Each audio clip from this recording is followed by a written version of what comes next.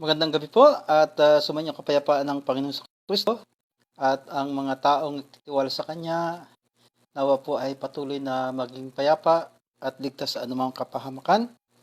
Sa ngayon po ay namatay ang ating dating Pangulo, Benigno Aquino Jr.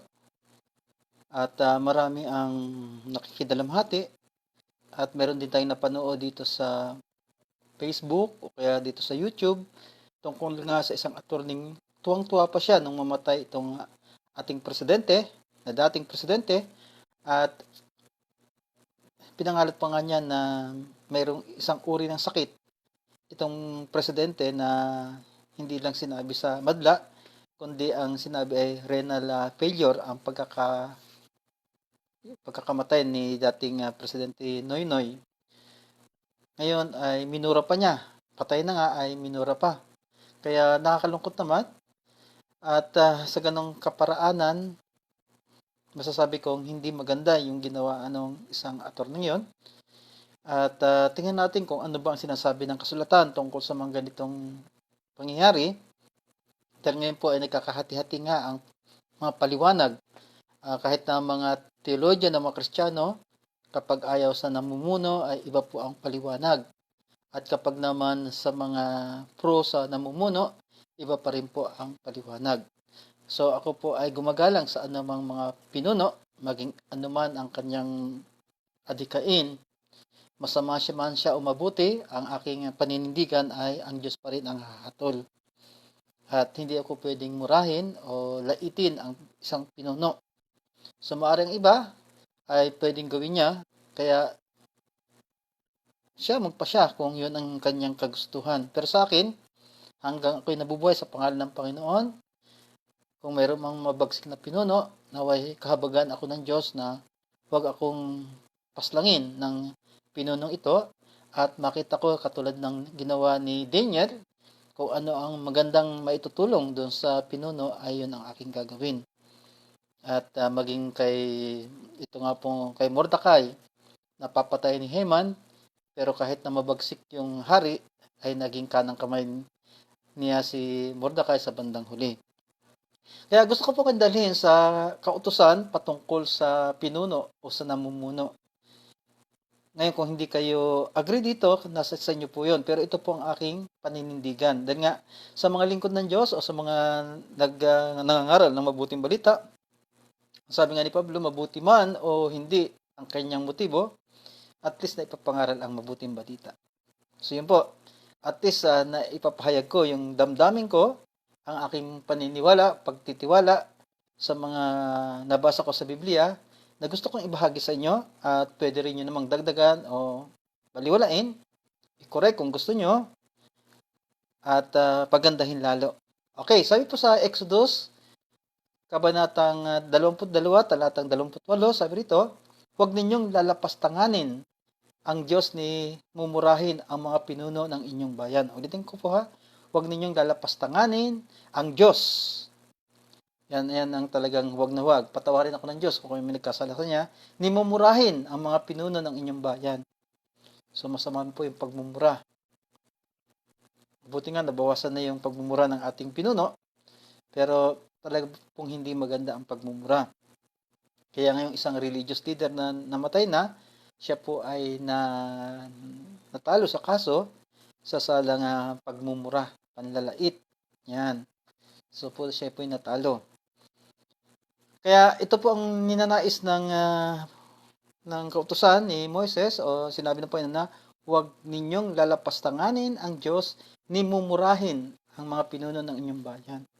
Kaya may isang akong kakilalang pastor na ayaw niya sa presidente at ang kanyang mga salita ay akala niya hindi nakakasakit ang damdamin doon sa kung mababasa ito ng presidente. At siya ay makabayan pero wala siya sa sariling bayan at ang kanyang pinakikinggan ay yung mga balitang kumbaga saan ay galing din doon sa ibang bansa, mga reporter at yun ang kanilang pananaw.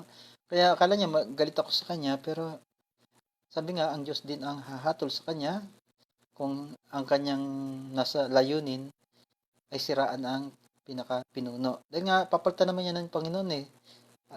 Sa Daniel, sabi nga ni Nebuchadnezzar, at maging si Daniel ang nagsabi nga na pwede niyang ibagsak ang pinaka-pinuno. At ang Diyos din ang nag-a-appoint ng mga pinuno. Sa New Testament, hindi sinabing ang pastor ay pinili ng Diyos. Wala po. Sinasabi lang namin na maging ako na ako'y tinawag ng Panginoon, anong pruweba na ako'y tinawag? Yan ang isang bagay. Pero ang sabi sa Roma chapter, ito ang napaka controversial issue na ang paggagamit dito ay sila ay mga lingkod ng Diyos. Yun lang po ang pagkakagamit sa Roma. Tingnan natin sa Roma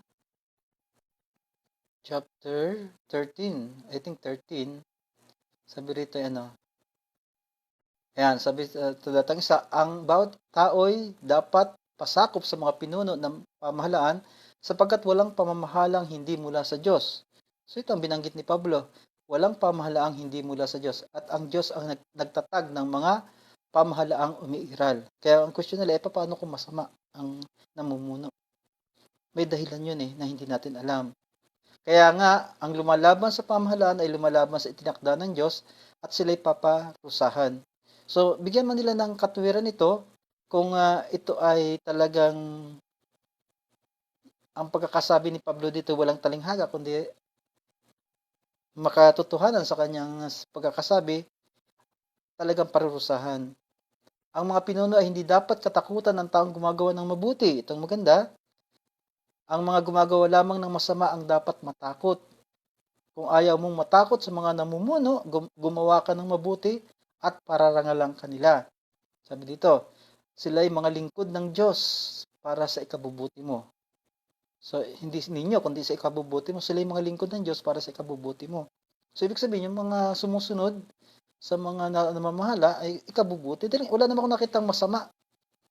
Nagiging kurap ang tao, hindi dahil doon sa paggagawa ng gobyerno. Ginagamit ang gobyerno upang magnakaw. Ngunit, kung gumagawa ka ng masama, dapat kang matakot dahil sila ay may kapangyarihan magparusa sila. Ang sabi nga, ang magnanakaw ay galit sa kapwa magnanakaw. Kung ang namahala sa gobyerno ay mga magnanakaw, so ibig sabihin kapag tayo gumawa rin ng pagnanakaw, ang magnanakaw ay galit sa magnanakaw. Sila yung mga lingkod ng Diyos na nagpaparusa sa mga gumagawa ng masama. Kaya nga dapat kayong pasakop sa kanila, hindi lamang upang hindi kayo maparusahan, kundi alang-alang na rin sa inyong budhi. So yun po, pagkakasabi. Kaya ito lang pagkakasama sila yung mga lingkod ng Diyos. Pero sa pagkakatawag sa mga pastor, sa mga leader na pangrelihiyon, iba ang sinabi ni Pablo, kundi ang sabi ay kung nais ninyo na maglingkod, maging bishop. So, will, hindi ginamit doon sila yung mga lingkod ng Diyos. Kaya, kakaiba. Kaya balik po tayo doon sa ating pinag-uusapan tungkol nga sa leader, na kung ang leader ay mga lingkod ng Diyos, kaya sabi ng Panginoon nga, huwag ninyong lalapastanganin ang Diyos. Yan, ito sabi ng Diyos kay Moses, nimumurahin ang mga pinuno ng inyong bayan. So, halimbawang ipinakita ni Pablo sa paggalang sa namumuno. Ito po, yung pagtatanggol ni Pablo sa mga gawa, kabanatang 23, talatang 1 hanggang 5. Sabi rito, tumingin si Pablo sa kanila at sinabi, mga kapatid, namumuhay akong malinis ang budhi sa harap ng Diyos hanggang sa araw na ito. So, ibig sabihin, ito yung buhay ni Pablo na kanyang ginagawa sa harapan ng mga tao sa pangangaral niya. Pero ano sabi nitong si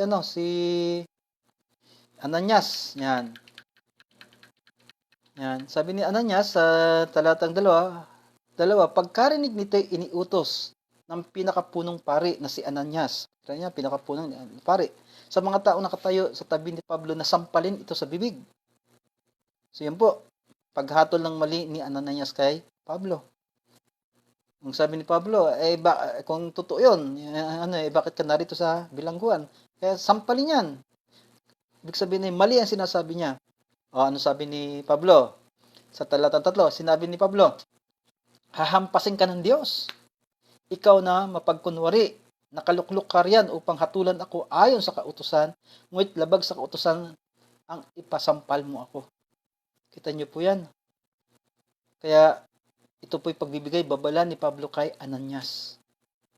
O nga naman, so sabi nga 2 or 3 witnesses at hindi pwedeng hatulan kahit na siya ay pinakapuno. Ito nga rin nangyari sa panahon natin kapag naging pastor na, ay akala mo kung sino na. Siya na ay parang God. Meron ganun ay na para siyang God na, para siya na ay Diyos. Pero hindi po ganun. Kaya dito, hahampasin ka ng Diyos. Parurusahan ka ng Diyos. Kaya nakakalungkot. Bakit ang mga pastor na mga Pilipino, huwag namang magagalit, ay madaling mamatay? Ito ba ay parusa ng Diyos? Hindi ko alam. Wag natin na ano yun ha. Kaya ikaw na mapagkunwari.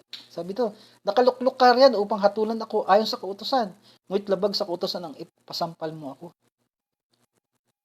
Alam ba ng mga lingkod ng Diyos na tinatawag yung katotohanan o madaling humatol?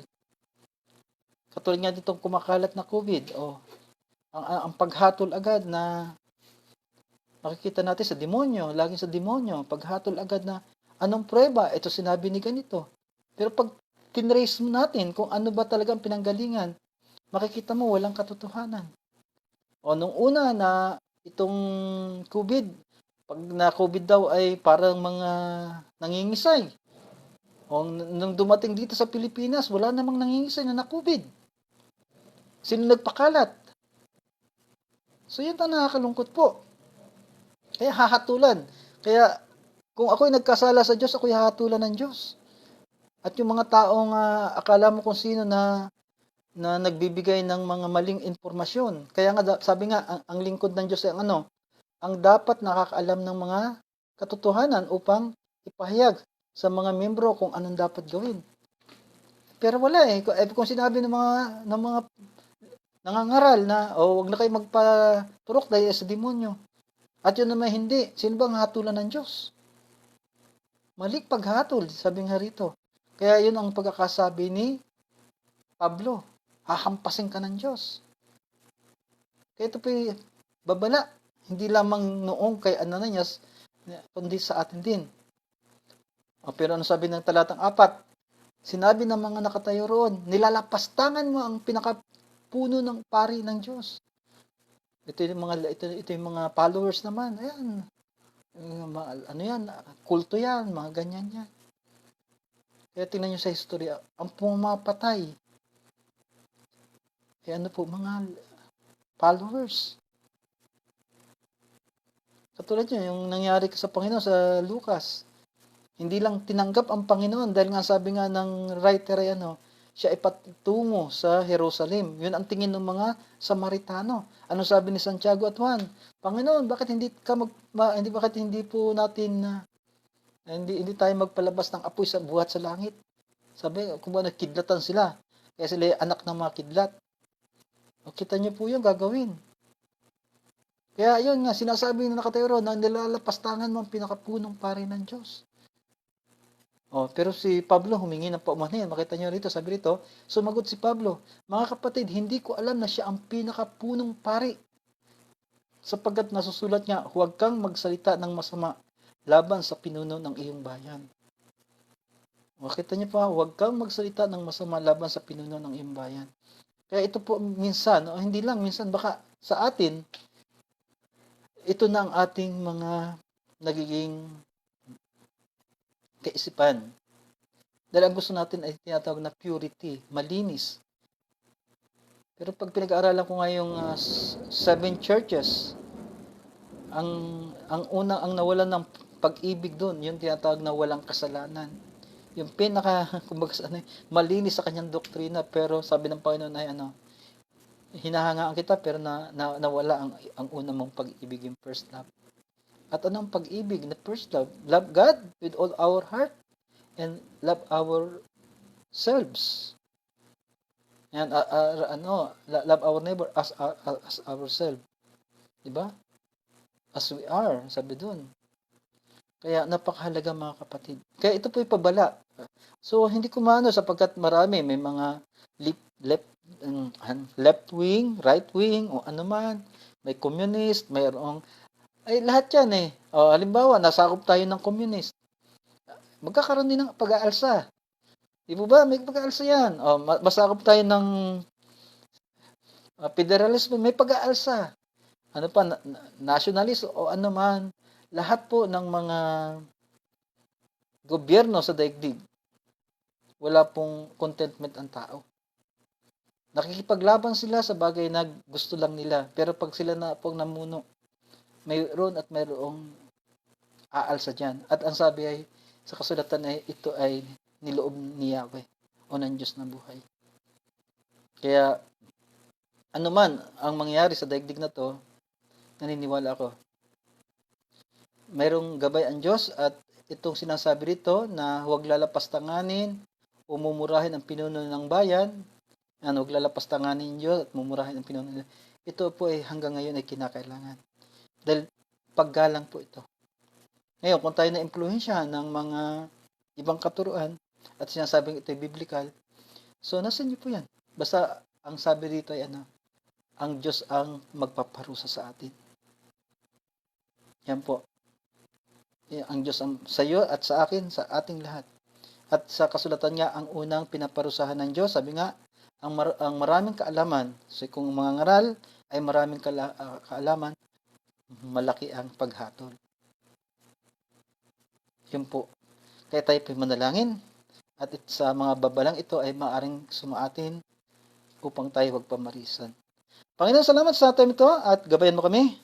Kami po'y nagkasala at kung may mga tao man na nag-aaral upang matuto ng Bible, pero iba ang kanyang napag-aralan at salungat sa ibang mga paniniwala, ikaw na rin po nakakaalam. Dahil sabi nga ni Pablo, at least na ipapangaral ang mabuting balita. Mabuti man o masama, ikaw lamang nakakaalam ng puso ng bawat isa. Kaya patawarin mo po ako kung mayroon akong maling motibo, maging ang nakakapanood nito, nakakapakinig, o ang bagong henerasyon, ikaw po ang manguna. Kaya salamat sa gabi ito at matulog kaming maayos at iligtas mo po kami sa COVID. Purihin ka, dakilain ka. In Jesus' name we pray. Amen. God bless you po sa mga kapatiran.